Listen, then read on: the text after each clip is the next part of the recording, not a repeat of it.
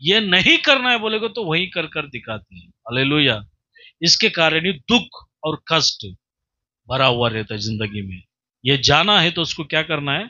ठीक है, बोल रहा है ना, प्रभु के वचन के अनुसार जीकर देखेगा करके कभी कोशिश किया है क्या? प्रभु के वचन के अनुसार चल कर देखेंगे कर कर कभी कोशिश किया है क्या? प्रभु के वचन के अनुसार देकर देखेंगे करके कभी कोशिश किया है क्या? देख कर फरकेंगे कर कर कभी कोशिश किया है क्या? नहीं किया।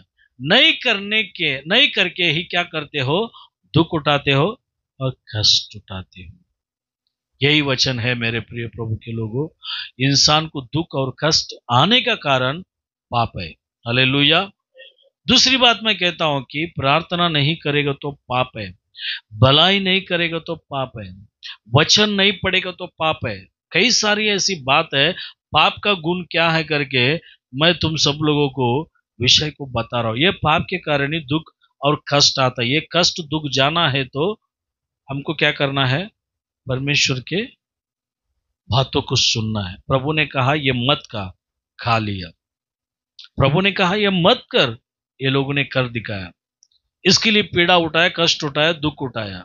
परमेश्वर इसीलिए उसे क्या करता है कि श्राप देता है। उससे बोलता है कि तू क्या करेगी? पीड़ा उठाकर बच्चे को जन्म देगी और तू अपने पति पर क्या करेगी? हाँ, पति की ओर देखेगी। तू पति से ही तेरा कमियों को पूरा कर सकता है। आज कलीसिया से परमेश्वर क्या कहता है मालूम है क्या? हमारा पति, जो कलीसिया का पति यीशु मसीह, उसके ओर देखना है। हालेलुया। पीड़ा है, संकट आए, दुख आए, कष्ट आए, उसके ओर देखना है। उसके और देखेगा तो ही हमारी कमी घटी पूरा हो सकता है, हमारा दुख संकट पूरा निकल सकता है। हालेलुया। क्योंकि हमने गलती किया है, उसका पश्चाताप, उसका भरपाई तो हमको करना ही पड़ेगा। करने तक वो पूरा नहीं होगा। हमको रोना पड़ेगा, पीड़ा उठाना पड़ेगा। ये सब कुछ हमारे जो आने वाला, शीघ्र आने वाला यीशु मसीह की ओर देखना है, तब जाकर ये सब कुछ हटेगा करके वचन कहता है। प्रकाशित वाक्य में एक बात कहता है कि मेरे प्रियो, वहां पर दुख नहीं होगा, वहां पर क्या नहीं होगा? हाँ, आंसू नहीं होगा, वहां पर क्या नहीं होगा? हाँ, पीड़ा नहीं होगा, वहां पर क्या नहीं होगा? वहां पर किस संसार का कोई भी चीज वहां पर तुझे नहीं सताएगा। केवल वहां पर आनंद और सुख, खुशी, मुस्तावी रहेगा, क्योंकि यीशु मसीह हमारे साथ में रहेगा। हालेलुया। और दुख किसके कारण आता है करके वचन कहता है मेरे प्रिय परमेश्वर के लोगों, रास्ता भटकने से दुख आते करके वचन कहता है। रास्ता भटकने से कितना वचन में? 67 वचन को हम पढ़ते हैं। 67 वचन पढ़िए, भजन संहिता 119 उसका 67 में लिखता है। इससे पहले कि मैं दुखित हुआ, मैं भटकता था। हालेलुया। भटकता रहेगा तो दुखी रहेगा। सच्चे मार्ग को छोड़कर ना भटके, विचारों के अंदर ना भटके, मन से ना भटके, हृदय से ना भटके। आज भटकाने वाले लोग बहुत सारे लोग हैं। इंसान को कई प्रकार के बातों को बोलकर उलझाकर भ्रम में लेकर आकर भटकाने वाले लोग, बहुत सारे लोग आपको संसार में मिलेगा मेरे प्रियो। मैं भटक रहा था। किधर भटक रहा था? अंधियारे में भटक रहा था, पाप के अंदर भटक रहा था, हाँ, व्यभिचार के अंदर भटक रहा था, मूर्ति पूजा में भटक रहा था, घृणित कामों में भटक रहा था, वेश्या के गलियों में भटक रहा था, मैं बुरे लोगों के साथ में भटक रहा था। ऐसे सारे जो भटक रहा था, वहां से क्या किया बोलता है, तेरा वचन मुझे, पढ़ते हैं वचन को, पढ़िए। 67, इससे पहले कि मैं दुखित हुआ, मैं भटकता था, अभी मैं तेरे वचन को मानता हूं। दुखित होने वाला जीवन को परमेश्वर ने क्या किया है? आनंद दे दिया है। तेरा दुखी जीवन को परमेश्वर ने क्या किया है? नृत्य में बदल दिया है। अब तेरे वचन के अनुसार मैं क्या कर रहा हूं? चल रहा हूं। आज हमको वचन के अनुसार चलना है।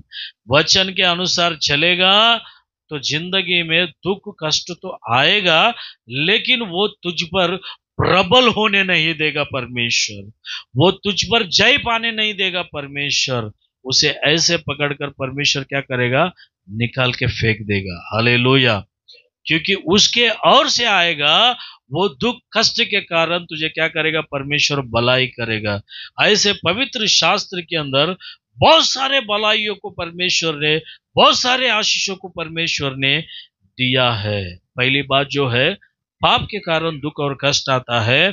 दूसरी बात जो है, रास्ता भटकने से दुख और कष्ट आता है।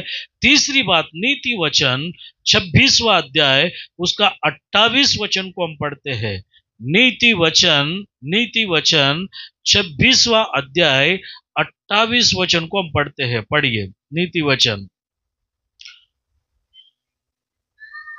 26वां अध्याय 28 वचन में क्या लिखता है करके। हाँ, जिसी जिसने किसी को झूठी बातों से घायल किया हो वो उससे बैर रखता है।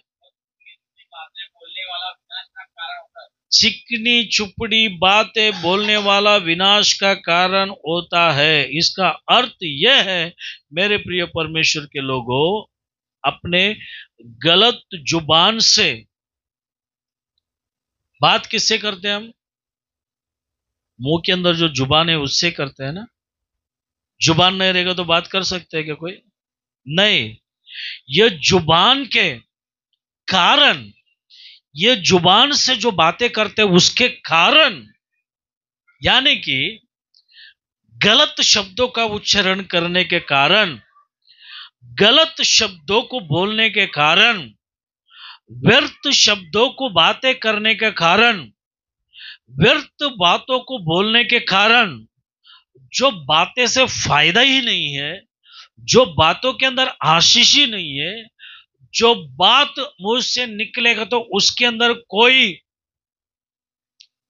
मतलब ही नहीं होता है, वो बातों से कोई उन्नति नहीं होता है, वो बात सुनने के बाद जीवन में कोई बढ़ोतरी नहीं होता है।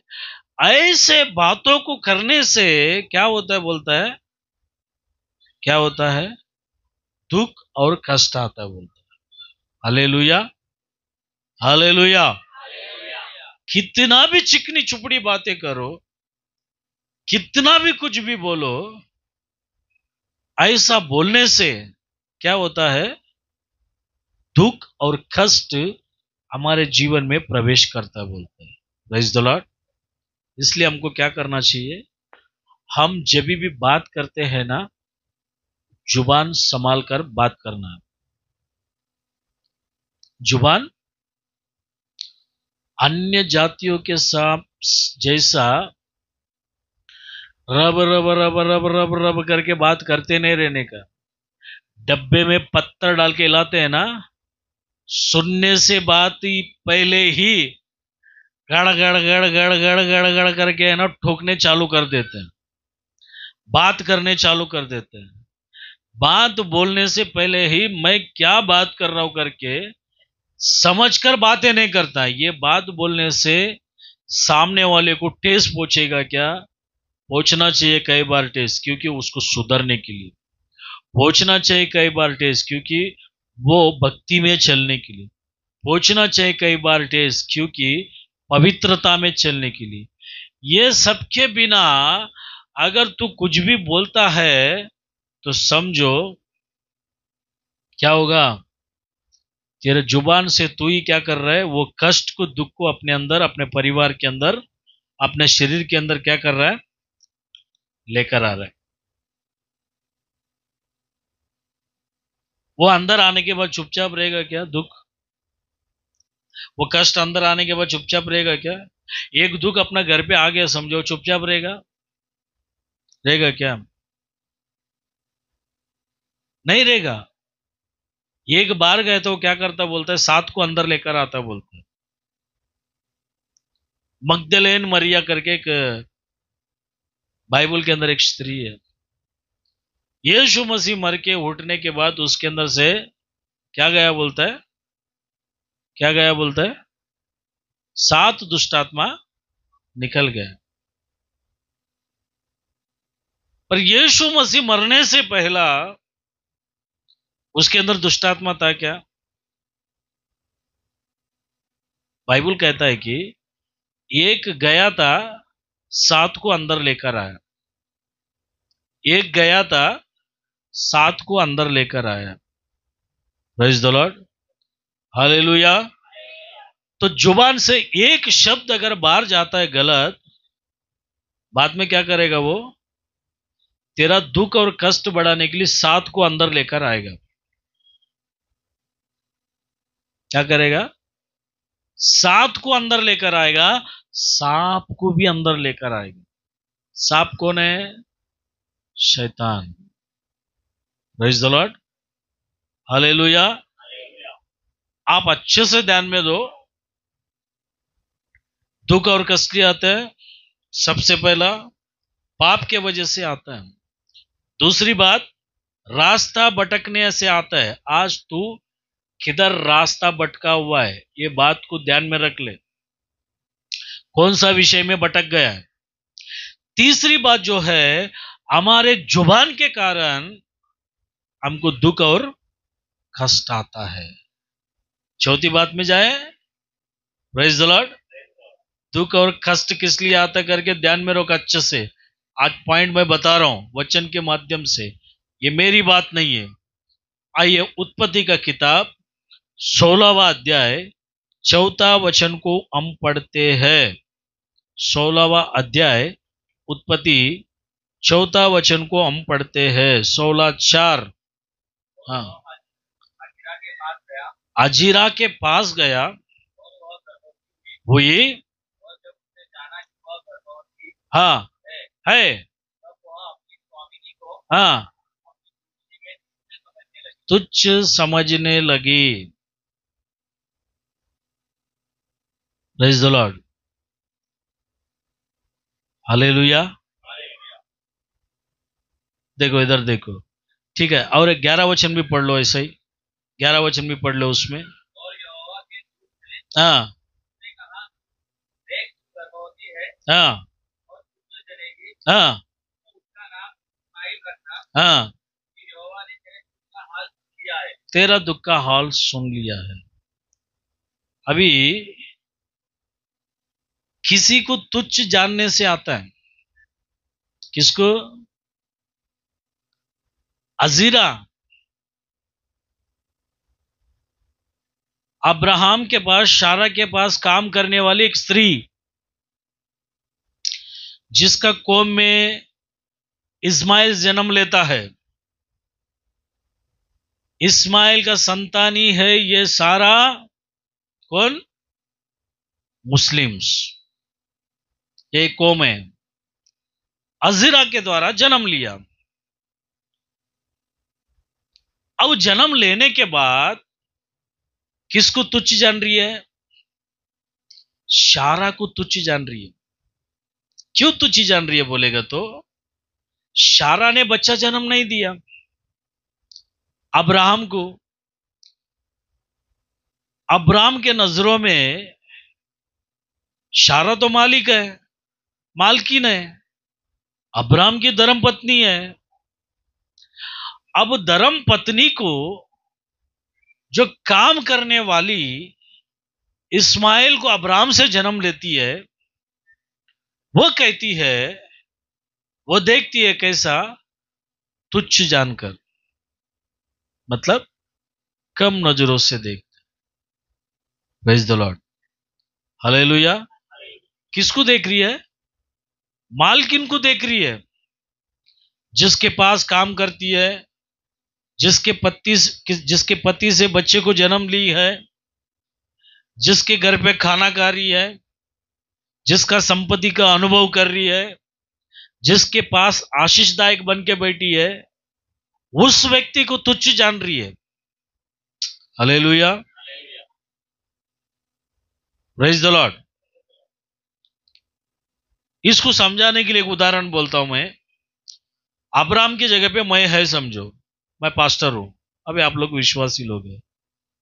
प्रार्थना करने से, उपवास करने से तुम लोग मन फिराया है, पश्चाताप किया है, उद्धार पाया है, बपतिस्मा लिया है, कई सालों से चर्च में आ रहे हैं, दान दे रहे, दशमांश दे रहे हैं, हर कार्यक्रम में भाग ले रहे हैं।